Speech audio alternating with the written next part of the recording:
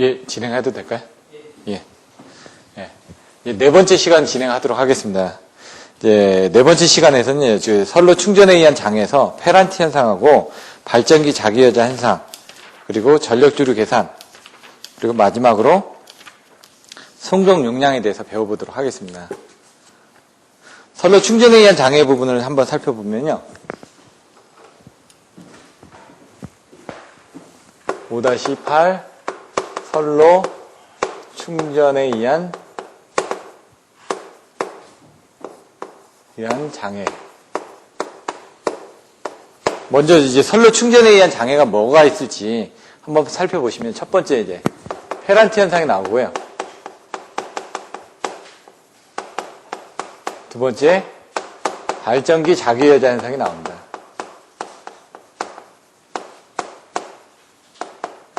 이 두 가지가 어떤 부분을 얘기하는지 정확하게 알고 넘어가셔야 됩니다. 그래서 나중에 선로 충전에 의한 장애 부분에 대해서 설명하실 때 이 두 가지 내용에 대해서 자세하게 설명드리실 수 있도록 이 책에 있는 내용을 한번 자세히 읽어보시면 될 것 같습니다. 먼저 책에 있는 내용을 보시면 첫 번째, 장거리 송전선로에서는 정전 용량의 영향이 크게 나타난다. 특히 무부하의 송전선을 충전할 경우는 문제가 많다.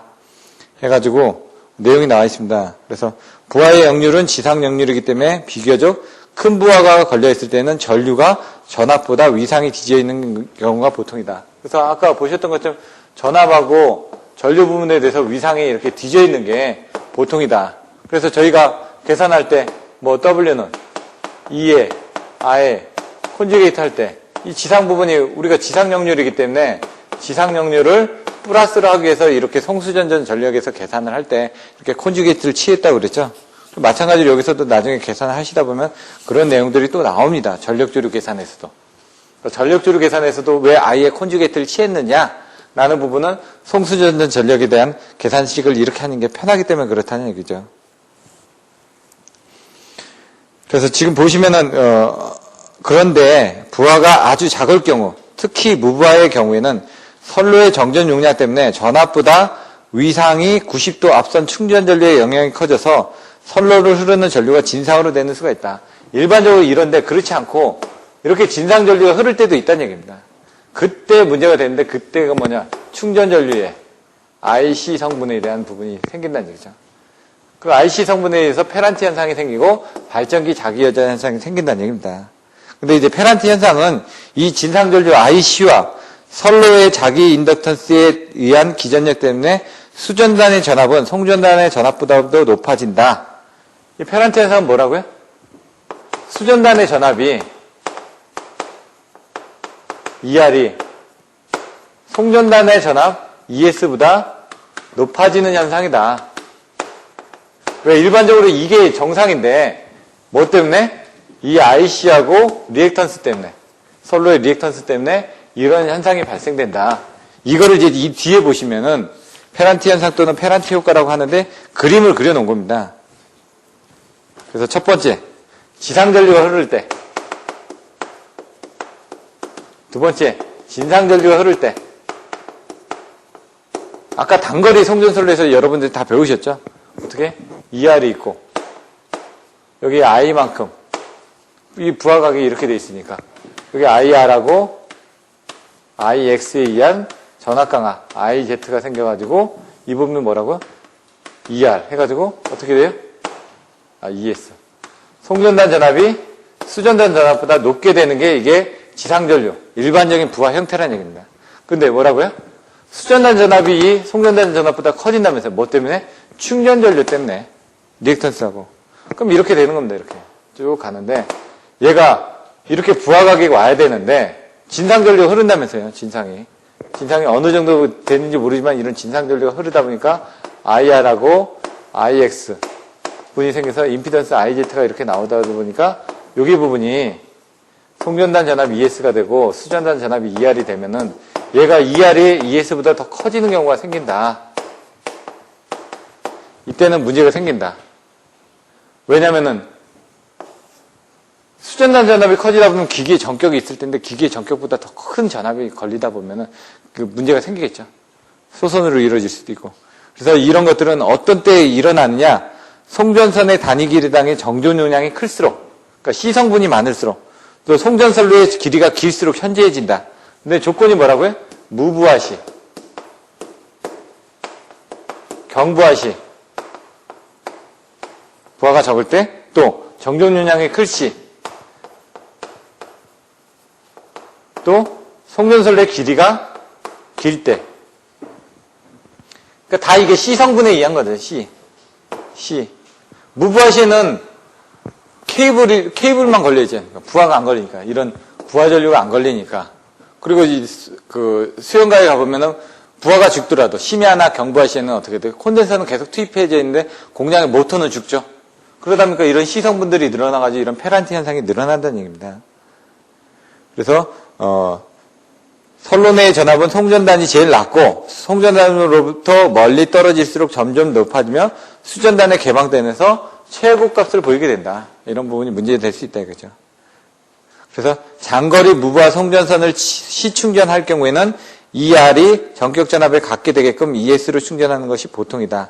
이런 경우가 있었습니다. 그 전에 페란티 현상이 해가지고 시충전을 하다 보면 전압이 올라가니까 뭐 UVR 계정기, OVR 계정기가 동작한다든가 이런 부분이 문제가 생길 수도 있다는 얘기입니다. 그래서 충전하기 전에 그 충분한 C 성분을 고려해가지고 단자 전압을 올려서 충전을 해줄 수도 있는데 그거보다는 리액터를 걸어가지고 블로 리액터 등을 통해가지고 C 성분을 어느 정도 죽여준 다음에 그 전압을 거는 게 안정적인 방법입니다.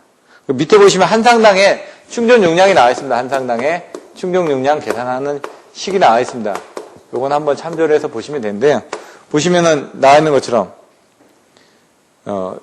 WS는 ES에 IS에 콘주게이트다. 그러면은 이 IS는 뭐라고요? C의 ER이라고요. 왜? IR이 개방이 되어 있으니까. 무부하니까. 적으니까. 왜 원래 어떻게 되어 있었죠? IS는 CER 플러스 DIR이 아닙니까? DIR에서 이 부분이 없어졌으니까 이렇게 계산이 된다는 얘기입니다. 그럼 이 IS를 여기다 이렇게 집어넣어가지고 이제 계산을 해서 하겠다는 얘기입니다. 또 ES는 뭐라고요? 여기 ES를 또 넣어줘야 되니까 ES는 A의 ER. 왜? B의 IR도 제로니까. 그럼 여기서 IS 들어가고 여기서 ES 들어가면 원하는 한 상당의 그 부분을 계산할 수 있다는 얘기입니다. WS, ES, IS에서 여기다가 ES를 집어넣고 IS 콘주게이트를 C에 콘주게이트에 ER에 콘주게이트가 되죠. 그럼 ES 부분을 또 집어넣는 거죠. ES는 AER로 해가지고 들어갔는데 그걸 이제 나중에 계산하게 되면 어차피 뭐 A에 ER을 들어가든 요 ER로 해가지고 거꾸로 해가지고 ER은 A분의 ES로 넣네요. 여기서는 ER은 A분의 ES로 해가지고 들어가서 계산을 해보면은 결론적으로 얘는 ES의 자승에 뭐요? A의 C의 콘주게이트가 된다. 이 부분이 절대값을 취해가지고 이렇게 나온다는 얘기입니다. 근데 얘는 이제 한 상당의 충전 용량입니다. 한 상당의 충전 용량. 그래서 이것도 한번 수식을 한번 보시면 될 것 같습니다. 이제 선로 충전에 의한 장애에서 이제 두 번째 발전기 자기 여자 현상.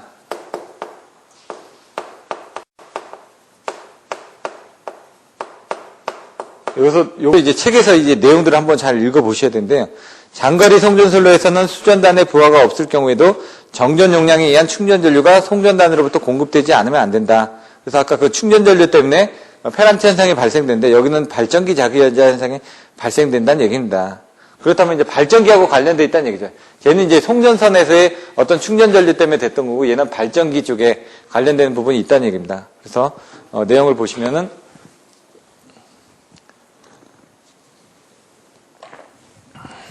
이 충전 전류는 발전기 전압보다 위상이 약 90도 앞서 있기 때문에 교류 발전기의 전기자 반작용에 의해 지상 전류의 경우와는 반대로 발전기 단자 전압은 오히려 상승한다. 그래서 내용을 보시면 만일 용량이 작은 발전기로 장거리 송전선을 충전할 경우, 즉 무부하 송전선에 발전기를 투입해서 운전할 경우에는 발전기의 여자 회로를 개방한 채로 발전기를 송전선로에 접속하더라도 순식간에 발전기 전압이 이상 상승할 수가 있다. 이 현상을 발전기의 자기 여자 현상이라 한다. 발전기가 스스로 여자되는 현상. 어떤 때요?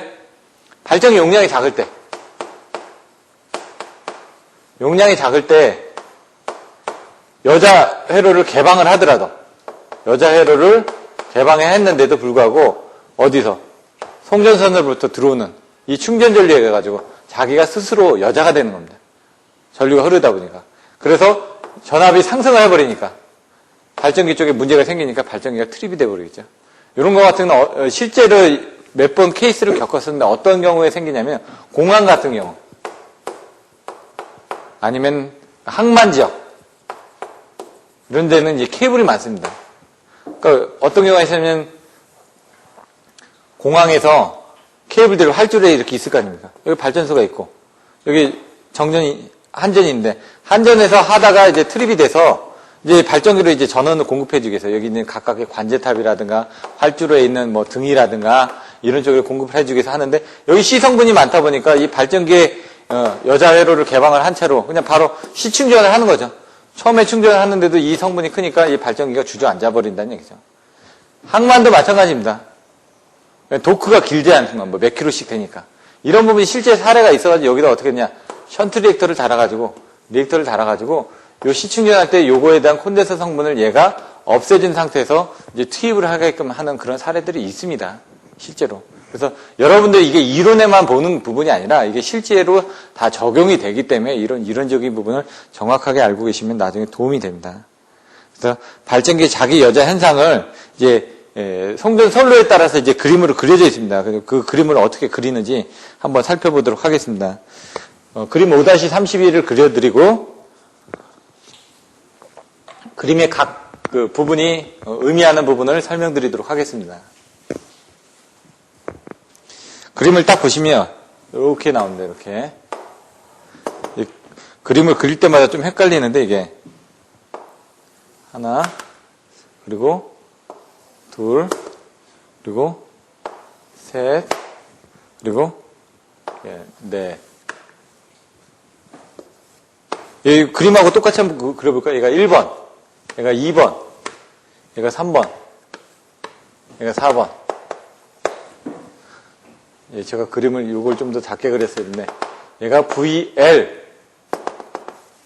여기가 VM 얘가 VN LMN이죠. 여기가 지역이 M 여기가 N 이렇게 그려주시면 됩니다. 1, 2, 3, 4에서 1, 2, 3, 4 이렇게 여기서부터 하나 둘, 셋, 넷 그렸고 그 다음에 여기서부터 LMN 나가면 된다는 얘기죠. 그러면 MN 나가는데 얘는 뭐고 얘는 뭐냐? 얘는 V자가 붙었으니까 전압이죠. 얘는 뭐라고요? 역륜. 전류. 충전 전류.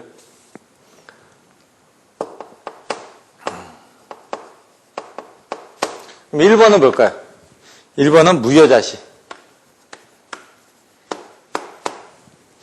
2번은 여자 전류가 있는 경우. 여자 전류가 있는 경우. 3번은 장거리. 4번은 단거리. 이렇게 되어 있습니다. 단거리 선로의 충전 특성, 장거리 선로의 충전 특성. 그럼 여기서 이제 알 수 있는 부분이 여기 이제 전압입니다. 요 전압, 요 전압, 요 전압을 이제 보기 위해서 이 그림을 그린 겁니다. 첫 번째, 여기서 가장 문제되는 게 뭐냐면 발전기의 자기여자 현상이거든요. 자기여자 현상에서 뭐가 된다고요? 전압이 올라간다고요. 스스로. 전압이 올라간다는 부분 때문에 이게 문제가 되는 거죠. 어떻게? 장거리 선로에서. 아까 이제 그 여자 전류를 없는 경우 보더라도 순식간에 장거리 선로에서는 이렇게 여자 전류가 없는데도 불구하고 시충전을 하자마자 이와 같이 VM의 전압이 뜬다는 얘기입니다. 높은 전압이. 근데 여자 전류가 있는 경우는 더 뜨겠죠? 예? 이 단거리 같은 경우는 이렇게 해가지고 적은 전압이 뜬다는 얘기죠. 그래서 장거리에서 이렇게 무여자인데도 불구하고 발전기 단자 전압이 이렇게 상승되는 부분 때문에 발전기가 문제가 된다. 그래서 이게 발전기 자기연자 현상에 대한 그림으로 그려지게 되는 겁니다. 보시면은 225페이지에 맨 위에 보시면 그림 1, 2는 발전기 진상 전기자 전류에 의한 포화 특성으로 1은 무여자인 경우, 2번은 여자 전류가 있는 경우, 3, 4는 송전선의 충전 특성인데 3번은 장거리에 대한 부분, 4번은 단거리 송전선로에 대한 부분이죠. 그림으로부터 정전 용량이 큰 장거리 송전선로인 경우에는 무여자일지라도 전압은 어디까지요? VN까지 상승하고 여자 전류가 있을 경우는 어떻게 해요? VN까지 상승한다. 하지만 단거리에서는 이런 현상은 생기지 않는다. 왜냐하면 작은 전압만 생긴다는 얘기죠. 왜냐하면 여자가 전류가 있더라도 이렇게 여자 전류가 있더라도 이런 정도의 작은 전압밖에 생성되지 않기 때문에 문제가 되지 않는다. 그래서 발전기 자기연자 현상이나 페란티 현상은 어떻게 장거리 선로에서 문제가 된다는 얘기입니다. 그럼 여기서 보시면은 밑에 보시면은 즉 송전선로가 길 경우 곡선 3은 여기 곡선 3 부분입니다. 요게 여자가 되지 않더라도 예? 순식간에 전압이 M까지 상승함으로 문제가 된다는 얘기고요. 송전선로가 짧을 경우에는 자기 여자가 일어나지 않고 L점에서 멈추게 된다. 이렇게 되어 있습니다. 그래서 중요한 거는 무여자일지라도 송전선로가 길게 되면은 이런 VM에 대한 상승 전압이 생겨가지고 발전기가 스스로 기동할 수 없는 그런 상태가 된다. 근데 이건 뭐냐? 시충전시. 시충전이라는 건 뭐냐면 처음에 충전을 한다는 얘기입니다. 처음에. 그러면 이제 부하가 죽었을 때 발전기로 기동을 하기 위해서 부하를 딱 투입하는 순간에 아까 C 성분이 많다 보니까 여자 전류를 개방을 했는데도 전압이 올라갔는데 어떻게 해요? 이런 식으로 전압이 올라간다. 내용을 써주시고 이런 그림을 그려주셔야지만 발전기의 자기 여자 현상을 설명을 해줄 수 있다는 얘기입니다. 그래서 여기 나와있던 첫 번째 개념 그리고 그림을 그려주시고 그림에 관련된 간단한 내용들 조금 전처럼 여기 지금 무부하인데도 무여자인 상태에서도 송전선로가 길다 보니까 이 VM까지의 전압이 급격하게 상승하게 된다라는 내용을 여기다 써주셔야지만 발전기의 자기여자 현상을 설명을 해주게 되는 겁니다. 그러면 이걸 방지하기 위한 대책에는 어떻게 있냐? 이제 단락비라는 게 나옵니다. 이제 단락비. 단락비 같은 경우는 발전기에 대한 그 특성 곡선을 보시면요. 발전기에 대한 그 부분이 여기가 이제 단락비가 됩니다. KS. 는 XD분의 1 해가지고 요 지점이 단락비가 된다는 얘기죠. 요만큼의 여유 공간이 있다라는 부분입니다. 지금. 그럼 단락비를 이제 그림으로는 여기다 이렇게 나중에 발전기에 보시면은 이런 부분을 이렇게 그림 그릴 때 발전기 가능 출력 곡선에서 단락비 지점을 이렇게 표기를 하는데 요게 이제 작으냐 크냐는 얘에 대한 그 발전기가 공급할 수 있는 능력이 얼마나 크냐 작으냐를 얘기를 하는 거죠. 이 단락비가 작은 것들은 이제 동기계가 되고요. 단락비가 큰 거는 철기계가 됩니다. 이 동기계가 뭐냐? 어떤 화력발전소의 화력발전기 같은 게 동기계가 되는 거고요. 철기계가 뭐냐? 수차발전기 같은 게 되는 겁니다. 수차발전기 같은 게 응동 특성이 좋으니까 발전되더라도 바로바로 지금 부하 커트 같은 걸 이제 수차발전기를 하는 거죠. 어떤 견딜 수 있는 능력도 좋고. 얘 같은 경우는 동기계이다 보니까 이런 식으로 이렇게 돼 있죠. 횡축으로 이렇게 돼 있는 부분이고요. 얇게 해서 돌게끔 돼 있고요. 얘 같은 철기계 같은 경우는 튼튼해야 되니까 물이 이렇게 되니까 이렇게 크게 돼 있습니다. 물이 내려오면서 이 부분을 돌려야 되니까 이렇게 튼튼하게 철기계로 만들어야 된다는 얘기죠. 그래서 이런 것들은 단락비가 커질 수밖에 없다는 얘기죠. 얘 같은 경우는 보통 한 0.6에서 0.8이다. 얘는 1.2에서 1.4다. 이런 식으로 1 이상 올려주게끔 하려면은 보다 튼튼하게 만들어야 되니까 비용들이 많이 들어간다. 이런 내용들이 나와 있습니다. 단락비는 뭐냐? 여기서 써지는 것처럼 발전기의 단락비는 전격 속도에서 여기 나와 있는 거 저는 이제 이걸 어떻게 했냐면 정무압계 3유지계로 외웠습니다. 정무압계 이 책하고는 좀 틀리는데 정무압계 3유지기 내용은 비슷한 내용입니다. 전격 속도에서 무부하 전압을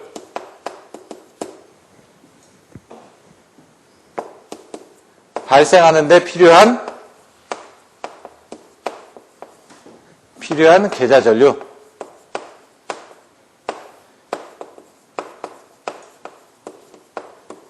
이 계좌 전류라는 얘기입니다. 결론적으로. 여기도 계좌가 있죠. 여기도 계좌 전류라는 얘기죠. 계좌전류하고 계좌전류 비율인데, 단락비라는 거는 이거를 이제 테스트를 해가지고 정의를 하는데, 이 특성을, 이건 삼상 단락전류와 같은, 삼상 단락 시에 전격 전류와 같은 지속 단락 전류를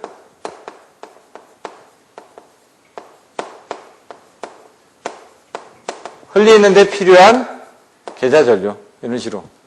이런 식으로 키워드를 가지고 정무, 악계, 삼류, 지계, 뭐 이런 식으로. 삼상 단락 시 전격 전류와 같은 지속 단락 전류를 흘리는데 필요한 계좌 전류.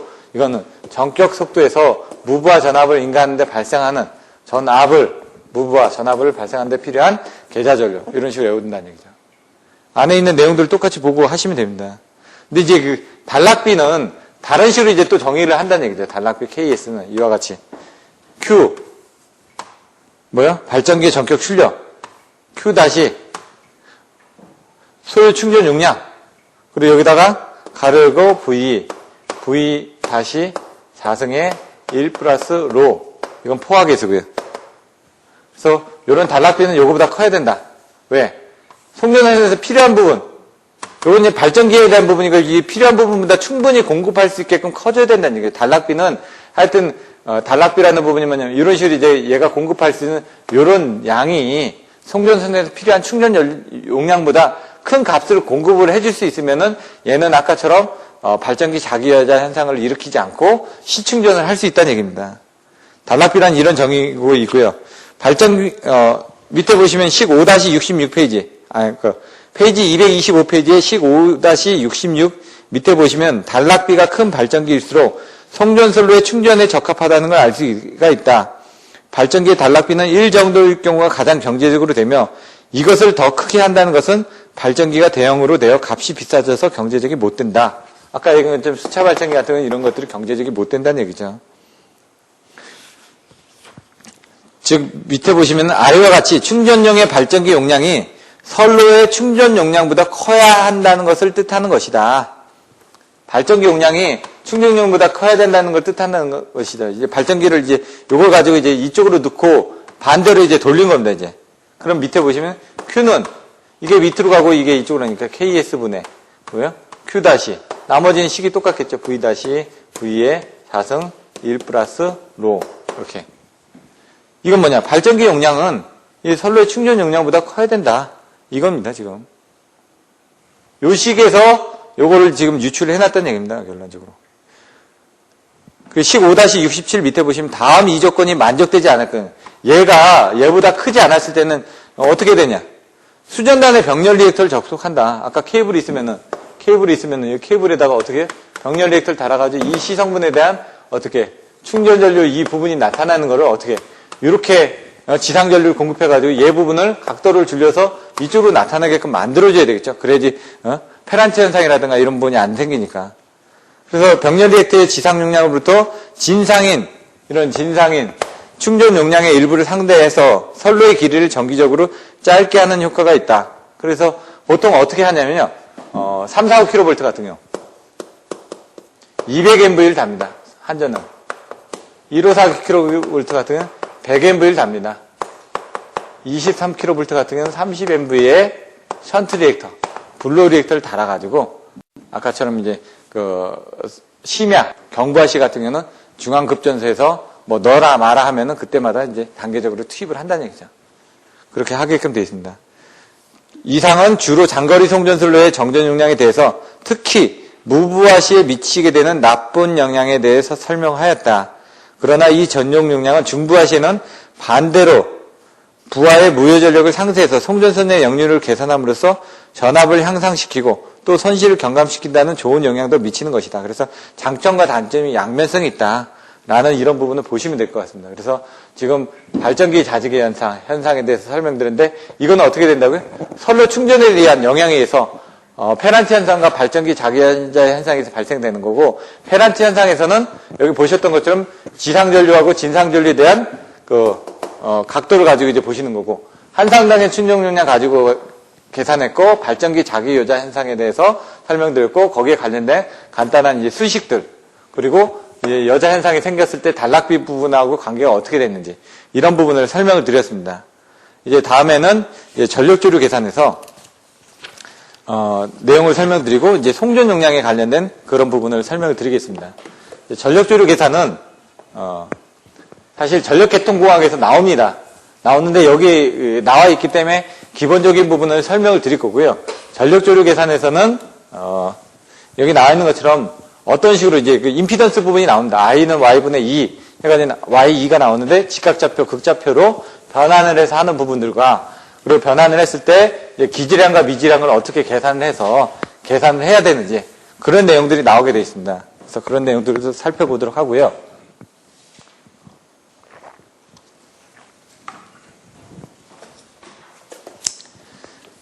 페이지 227페이지 전력조류 계산 5-9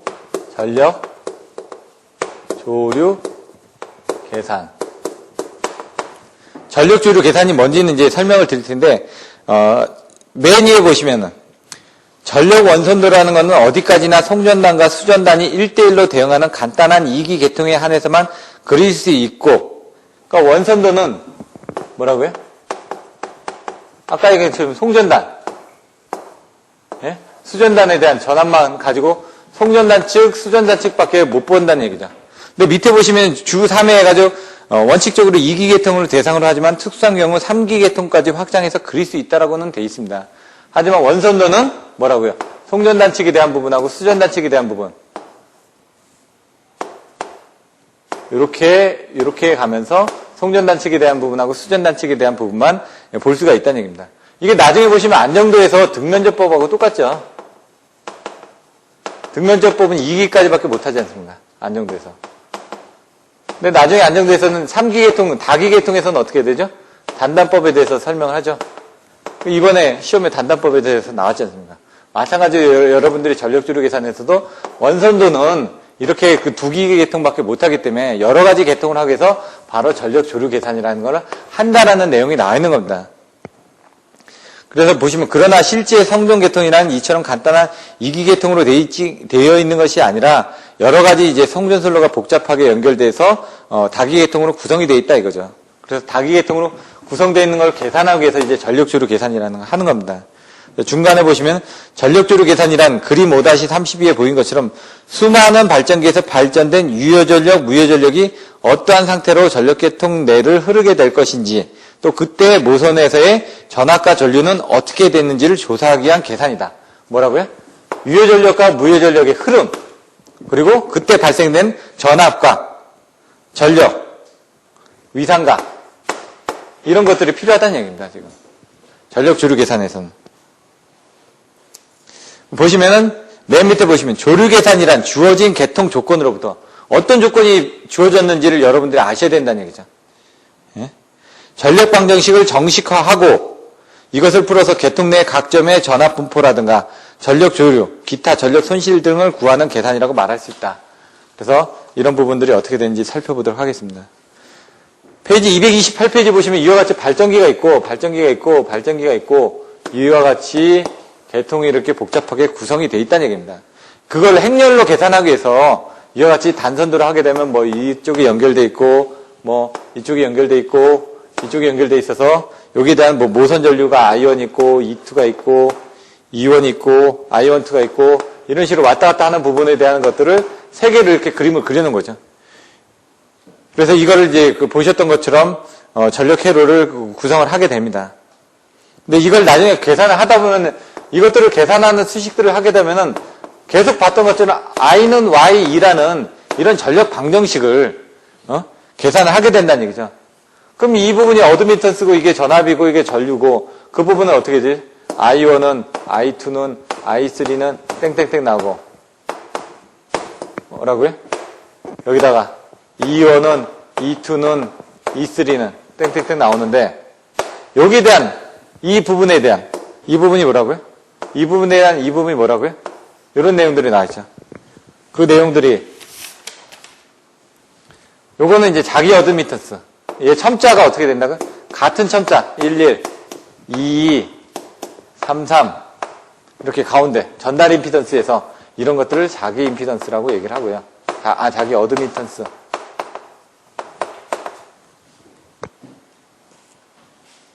이걸 구동점 어드미턴스.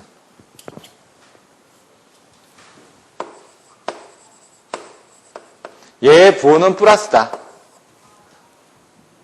사장의 인덕턴스에서도 설명을 드렸었죠. 정전용량에서 전유계수, 정전용량계수, 정전유도계수 할 때도 이런 부분에 대해서 가운데 부분은 플러스라면서요, 전부 다. 나머지는 다 마이너스라면서요. 첨자가 틀린 부분. 이제 첨자가 틀린 부분. Y21, Y12 다 같다고 그랬죠. Y13, Y31 같다고 그랬죠. 첨자가 틀린 부분들은 어떻게 된다고요? 얘는 상호 어드미턴스, 상호 간에. 얘하고 얘 사이에 상호 간에 있는 겁니다. 상호 어드미턴스. 그리고 얘는 전달 어드미턴스. 그럼 얘 같은 경우 어떻게 계산하냐? 이 모선 원만 전압을 인가하고요. 여기를 보면. 요 해당되는, 요거 같은 경우는 어떻게 하냐? 모선 1만 전압을 인가하고, 다른 모선은 전부 단락을 시키는 겁니다.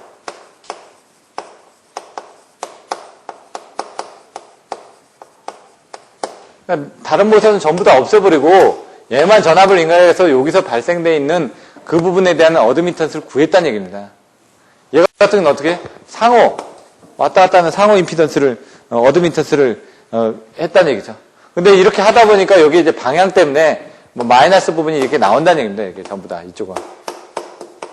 얘하고 얘는 같고, 이렇게 쌍대성의 원리에서 얘하고 얘는 같고, 이런 식으로 첨자가 1, 2, 1은 이제 같다. 그런 부분이 있고요. 그런 내용들이 나와 있는 겁니다, 지금. 그래서, 페이지 229페이지 맨 밑에 보시면 Y1은 모선 1의 자기 어드미턴스 또는 구동 어드미턴스라고 얘기를 한다. 그래서 모선 2에다 단위 전압을 인가하고, 다른 모선 전압은 전부 단락해서, 모선 1에 유입하는 전류와 같다. 그래서 설명이 되어 있습니다. 페이지 230페이지 맨 밑에 보시면 상호 어드미턴스, 전달 어드미턴스로서 모선 1에 단위 전압을 인가하고 다른 모선 전압을 전부로 0으로 하였을 때 모선 2에 유입하는 전류와 같다. 그런데 뭐라고요? Y21은 모선 1과 2를 연결하는 지로의 어드미턴스에 마이너스 부호를 붙여서 구할 수 있다 이거죠. 여기는 다 플러스인데 여기는 마이너스 부호를 구할 수 있고, 상호 임피던스, 상호 어드미턴스, 전달 어드미턴스, 얘는 자기 어드미턴스, 구동적 어드미턴스인데 플러스고, 얘는 모선 1만 전압을 인가하고, 다른 모선은 전부 단락을 시킨 상태에서 구하는 거고, 얘는 상호에 관련된 부분이다. 라는 내용이 나와 있다는 얘기죠. 그래서 그 전력 방정식을 행렬로 이렇게 구해가지고 계산을 한다는 얘기입니다. 그래서 여기 부분을 어드미턴스 행렬이라고 밑에 나와 있습니다. 어드미턴스 행렬을 할 때도 보시면은 이제 그 콘주게이트들이 들어가죠. 그래서 그 부분을 여러분들 보시면 될 것 같고요. 이거를 이제 그 계산하기 위한 방법이 두 가지가 있다는 얘기입니다. 첫 번째, 직각좌표. 두 번째, 극좌표겠죠. 직각좌표는 이겁니다. X축에 대한 R, Y축에 대한 JX다. 그럼 R 플러스 JX로 표시하는 것처럼, Z는 R 플러스 JX로 표시하는 것처럼 얘도 그렇게 표시를 한다는 얘기죠. 실수부하고 허수부로 해가지고 직각 좌표로 표시를 한다는 얘기입니다. 근데 극좌표는 어떻게 되냐? 좌표, 극이 들어가죠? 이렇게.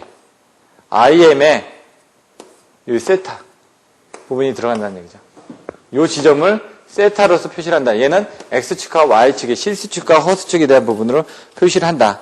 그래서 231페이지 밑에 보시면 직각좌표 보면은 해가지고 전압도 각각 실수분과 허수분으로 나눠서 표현되므로 얘가 뭐라고요? 실수부와 허수부로 나눠서 표시하는 게 직각좌표다.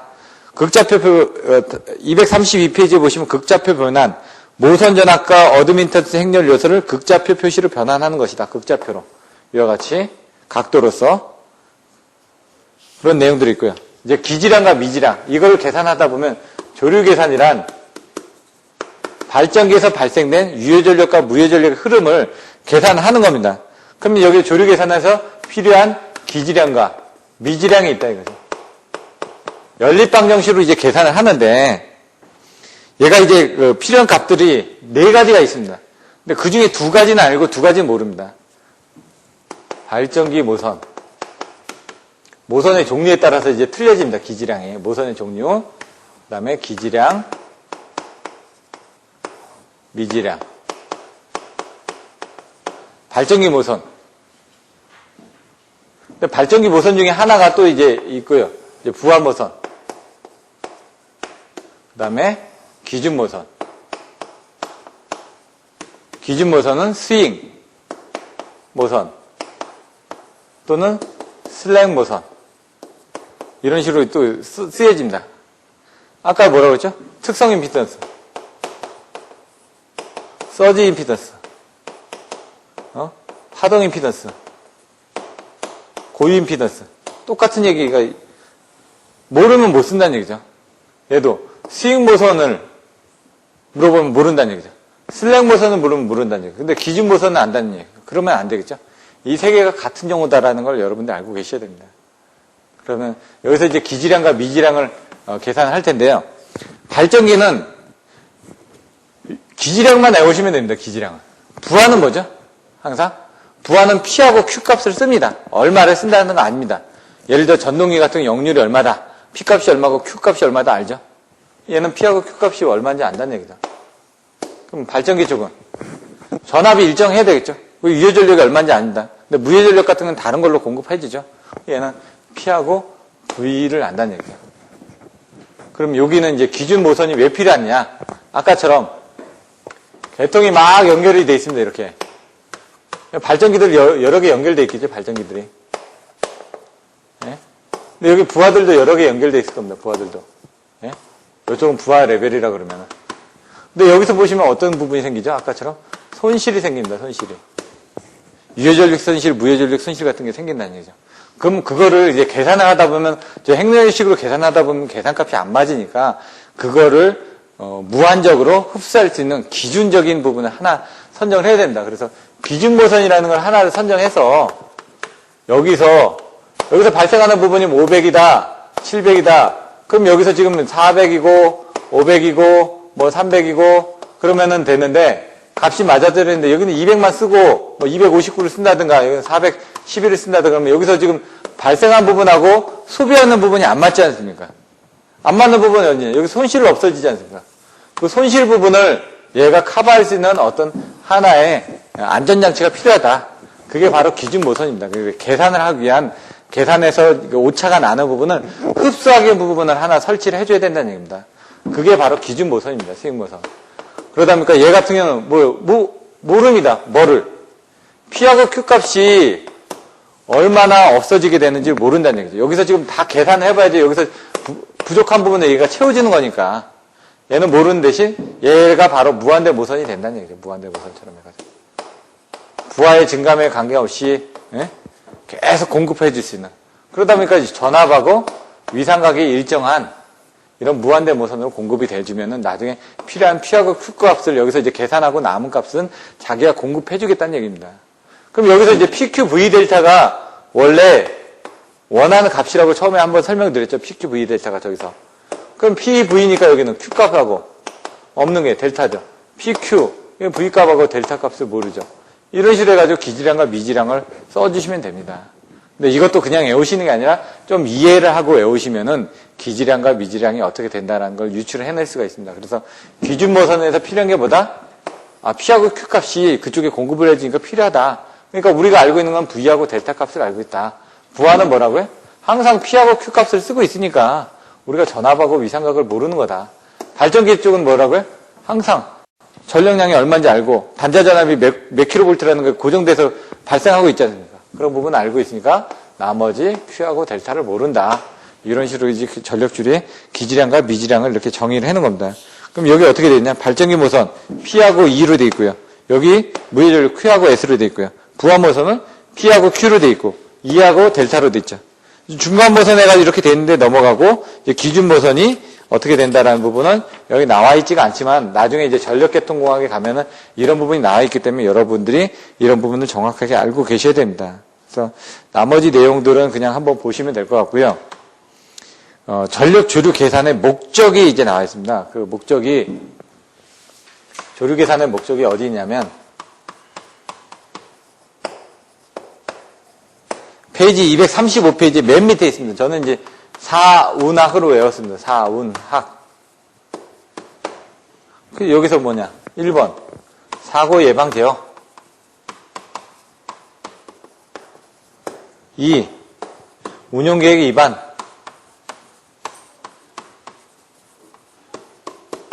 3번. 요것만 바꿔서 확충계획 위반. 계획 위반. 이런 식으로 외우는 겁니다.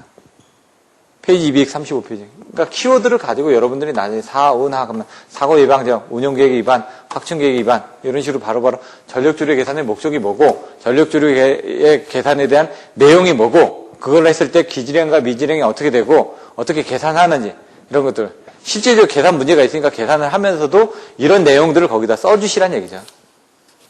키워드를 만드는 건 이제 여러분 몫입니다. 근데 제가 했던 방법들을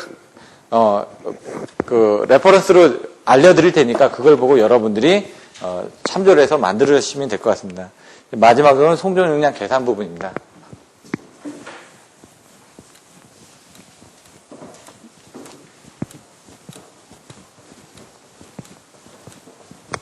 송전용량 계산에서는 지금 책에서는 장거리 송전선로에 대한 용량 부분, 송전용량 결정 조건만 나와 있습니다. 하지만은 여러분들 서브노트에는 단거리 송전선로의 송전용량 결정 내용도 나와 있고요. 그 송전용량 계산법에 대해서도 설명을 드리도록 하겠습니다.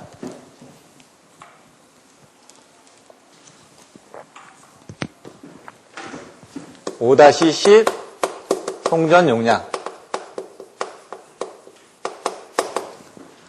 송전용량이 뭔지를 한번 살펴보도록 하겠습니다. 송전용량은 한마디로 말해서 송전선로에 얼마까지의 전력을 보낼 수 있느냐 하는 최대 송전 전력을 말한다. 근데 이런 부분에는 항상 제약이 있습니다. 기술적으로나 경제적으로 제약이 있기 때문에 알맞는 전력을 송전할 수밖에 없다는 얘기입니다. 더 보시면은 맨 밑에 장거리 송전선로의 송전용량은 다음과 같은 여러 가지 조건을 고려해서 결정하는 것이 보통이다. 라고 나와 있습니다. 페이지 236페이지에. 책에는 없지만 단거리 부분에 대한 송전용량 부분은 간단하게 설명드리면 허용전류하고 전압강화라든가 기계적인 부분들을 강도를 고려해가지고 이렇게 하는 부분들이 있습니다. 그러면 나중에 서브노트를 참조를 해보시면 될 것 같고요. 여기는 뭐라고요? 장거리. 장거리에서는 이것도 키워드로 외우는 겁니다. 저는 어떻게 했냐면 상, 조, 효, 경 이렇게 였다고 말씀드렸습니다. 아까 서두에도 뭐라고요? 첫 번째 송수전단 전압의 상차각이 적당할 것. 상차각이 적당할 것. 장거리 송전선로의 송전용량 결정할 때는 이런 부분들이 만족을 해줘야지만 송전용량에 충분히 제공을 할 수 있다는 얘기입니다. 상차각이 적당을 해줘야지 어느 정도 송전을 해줄 수 있다. 근데 이제 상차각이 이제 너무 커지게 되면 우리가 P는 2x분의 2에 여기는 P는 x분의 2s 2r 사인 세타에서 이게 최대한 공급이 될 수 있는 부분이 이거죠. 여기서는 적죠. 근데 일반적으로 저희가 어느 정도 30도에서 40도 정도 됐을 때 여유 있게 공급할 수 있다는 얘기입니다. 왜냐면 여유가 충분하니까 이렇게. 근데 만약 여기서 이제 어느 정도 각이 벗어나게 되면 이 지점을 넘어가게 되면은 저희가 공급을 못하기 때문에 여유 있는 여기 이제 코사인 세타가 이렇게 되게 되면은 한 2분의 1 정도 공급할 수 있는 이 지점대에서 공급을 하라는 얘기입니다, 지금. 상차각이 적당할 것, 그리고 뭐라고요? 조상기 용량이 적당할 것. 적당할 것. 왜? 여기 마찬가지로 P하고 Q 부분을 보내다 보니까 Q 부분을 어느 정도 맞춰줘야 되죠. 송수전단 전력에서 책에 나와 있는 것처럼 상차각이 벌어지면 어떻게 상차각이 벌어지는 거 어떻게 나왔었죠? 여기서 땡땡땡 여기에 대한 부분 땡땡땡 여기에 대한 부분 여기서 이렇게 시작되고 여기서 시작됐는데 얘가 이렇게 벌어지면서 이렇게 나오죠. 이 상차각이 여기서도 이렇게 벌어지면서 상차각이 나오는데 여기서 이렇게 됐을 부분하고 여기서 이 되는 부분하고 요만큼의 조상기 용량을 공급을 해줘야 되니까 여긴 유효전력 무효전력은 어떻게 된다고요? 무효전력 부분을 그럼 아까처럼 이제 부하 역률, 수전단의 이제 부하 역률에 맞춰서 이걸 공급을 해주려면 무효전력도 어느 정도 공급을 해줘야 되니까 이런 조상기 용량도 적당히 있어야 된다는 얘기입니다. 효율이 적당할 것. 그리고 경제적일 거. 너무 비싸면 안 된다는 얘기죠. 그런 내용들 하나 들어가고요. 이게 송전 용량 결정 조건입니다. 장거리에. 근데 단거리나 이런 부분들 자세한 내용들은 보내드린 자료를 한 번 더 참조를 하시면 될 것 같고요. 송전 용량을 계산을 한다. 계략적으로 계산한다는 거죠. 정밀하게 계산하려면 아까처럼 시뮬레이션을 하고 해야 되는데 계략 계산법은 뭐가 있느냐? 어떻게 외웠다고요? 저는 고, 송, 상, 스 이렇게 외웠습니다. 요거는 상이니까 상차가 또 근데 보통 책에는 여기 교회는 교송, 스만 나와 있습니다. 그러니 여러분들 하나라도 더 넣어주실수록 더 부분이 증가되기 때문에 이런 부분이 있는 거고요. 뭐라고요? 고유부합법. 먼저 송전 용량 계수법. 지금 송전 용량에 대한 계산법을 하니까 송전 용량에 대한 계수를 이용해서 계산하겠다 이거예요. 계수. 그리고 상차각의 양분. S 스틸에 의한 실험식. 경제적인 전압에 대한 산정에 관련된 부분이 있었죠. 그때 그 부분을 가지고 똑같이 계산할 수 있다는 얘기입니다. 고유부하법에 대해서는 여기 나와 있는 것처럼 고유부하가 뭐였죠? 특성 임피던스, 서지 임피던스, 파동 임피던스, 고유 임피던스 나왔죠. 그 고유 임피던스 부분을 똑같이 적용을 하는 겁니다. P는 뭐라고요? VR의 자성, Z오메가. 이 Z오메가 나오죠. 특성 임피던스가. 그러니까 P는 R분의 V 자성에서 이 R 부분을 특성 임피던스를 갖다 썼다 이겁니다. 그러다 보니까 이걸 계산하면 어떻게 해요? Z는 항상 L이 위로 올라간다면서요. C분의 L의 VR의 자성. 이걸 이용하면 고유부하법을 해가지고 거기 선론에 있는 임피던스를 알지 않습니까? 전압을 알지 않습니까? 그러면 얼마만큼 송전을 할 수 있다는 걸 알 수 있다는 얘기죠. 전압에 따른 임피던스에 따른 송전 용량이 얼마나 되는지 알 수 있다는 얘기입니다. 이거는 계략 계산으로. 그 고유 송전 용량은 여기 나와 있는 것처럼 선로의 특성 임피던스하고 요건 뭐라고요? 성간전압이 되겠죠? 나중에 이제 여러분들이 아셔야 될 때 성간전압인지 상전압인지 헷갈리시면 안 됩니다. 이런 것들이 나중에 헷갈리는 부분들이 있습니다. 그래서 요걸 뭐라고요? 수전단을 정의가 특성 임피던스로 단락한 상태에서의 수전전력 특성 임피던스로 단락한 상태에서의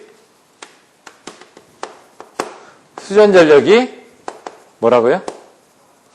고유 송전 용량이다. 그런 내용을 또 써주셔야 되겠죠. 실제 송전 용량을 고유 송전 용량의 몇 배로 잡느냐 하는 것은 선로의 길이에 따라서 틀려진다. 왜? 이 임피던스가 틀려지니까. 예? 단도체보다 곡도체를 하면은 고유 송전 용량이 커진다. 왜?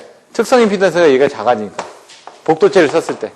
그 복도체를 쓰는 부분들이 뭐가 있었죠? 페란티 현상에서도 있나요? 아니죠.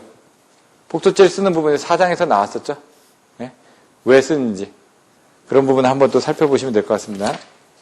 송전 용량 계수법. 그러면 이제 여기에다가 이 고유부하법에다가 길이를 고려해서 만들고 송전 용량 계산 전압별로 킬로볼트별로 계수를 또 고려했다는 얘기입니다.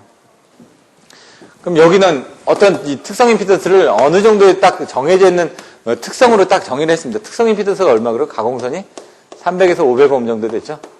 그때 그 부분을 이제 계산을 했던 부분이라고 그러면 여기서는 238페이지 메뉴 보시면 송전 용량 계수법 고유부하법에서는 송전 용량이 선로의 길이에 관계없이 이 전압의 크기로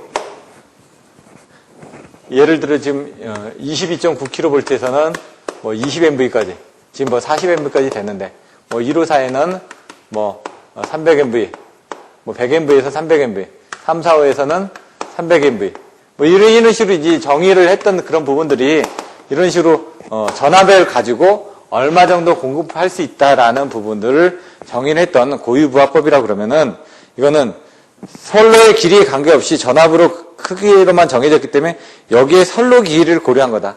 선로 길이 L을 고려한 게 송전 용량 계수법이다.